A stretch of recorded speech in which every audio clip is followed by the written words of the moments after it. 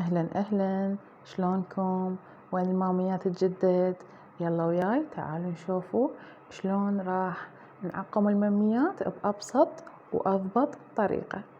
أول شي نجيبهن نخلي عليهن أي مسحوق غسيل أو تايت، فرشة لازم عندنا ضروري. نغسلهن بالفرشة كل محتوياتهن. راسية الممة لازم نتأكد إنه هي تنظفت من البكتيريا، ما نخلي بيها أي شي، لازم ننظفه. من بعدها نشطفهن بالماء، ومن ثم نخليهن وين؟ نخليهن بقدرية مثل ما هسه راح تشوفون، قدرية مي وملح. ومن وراء من بعدها نضيفهن وين؟ نضيفهن على النار يغلن أكثر من غلوة.